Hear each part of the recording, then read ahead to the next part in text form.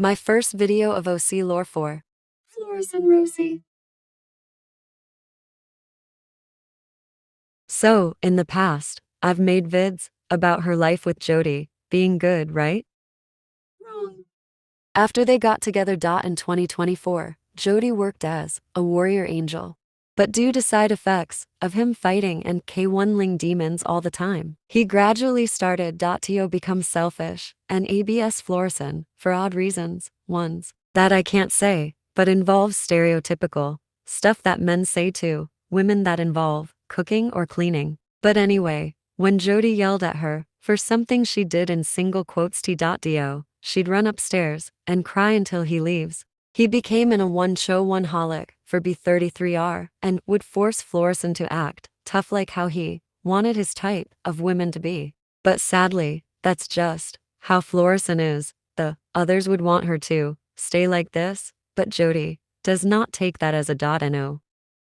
Over time, Florison had enough when she decided to tell Jody about her decision of breaking up with him. She had stumbled into a session with Jody and another woman, and she was in disbelief. She never wanted to break up with him, but now she had a reason to do so. As for the part where Jody left her for D3 it was because that was the only time he had a PTSD episode when he lost his sister, Naughty, from his own deeds of making her shove her face in water and dying, if you get what I'm talking about. Which is also connected to the fact he thought his siblings and friends were demons, one of them being Shinichi Solver, who had lost her eyes because of him for at least 300 years. And had also made his own brother, Jace Carter, fall off the balcony and land on his head after landing into thorny bushes. Let's just say, Jace never made ID out alive. When Jace D3D, it was when Naughty and Nerigia had came back from a party at Zaria and Zelio's house and found his BO die. But that's a piece of lore I'll cover on in another video. So, when Florison was taken care of by her friends, an adoptive family, her two adoptive dads, she was traumatized for life and she never forgot what he did. She never forgot what Jody did to her himself. Alan and Malia had tried many times to make her move on from it, but it had still lingered in her head like a lucid nightmare. If anyone had brought it up, subtle signs of her having a slight episode might show, but it barely shows at all. Those subtle signs being politely asking to change a certain subject, staying silent in a group conversation, fidgeting or using her unsinkable ship, trying to cope with stress or trauma by daydreaming or just taking a nap with someone, or the Taco Mimio plushie she loves, wanting to talk with your OC in private to confront your OC in the most nicest way possible. These signs almost never show so you might barely see them since she's good at covering stuff up. The only disadvantage is that she's bad at lying due to the fact that she was raised to be honest and truthful like a normal child back then. She would always be scared to tell anyone because she would always think negatively that she wouldn't be believed on, or that her friends would think she's a liar. So when she always tries to set an example, Zelio or someone else would always try to reassure her that it's okay and that they believe her.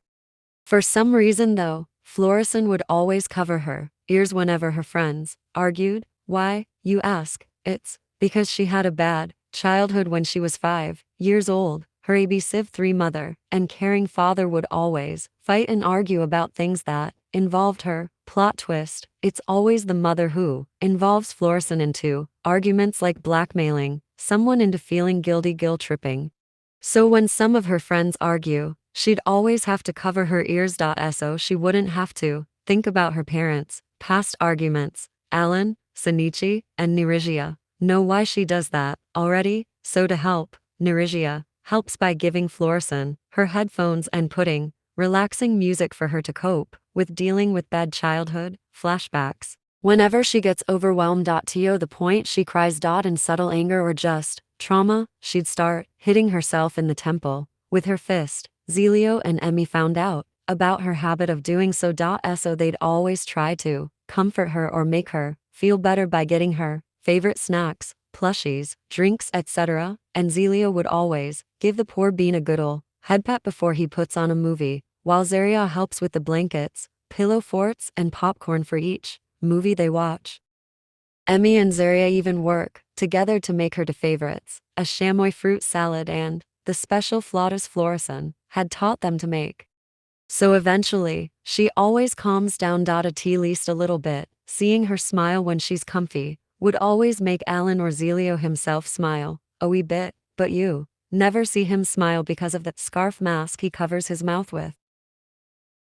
This is all I have for now because I haven't eaten my pizza. TVT. If you want a part 2 of Florison's lore, comment down what you think I should cover her on. If you have any questions about Florison's lore, feel free to ask. Goodbye, my beans. D.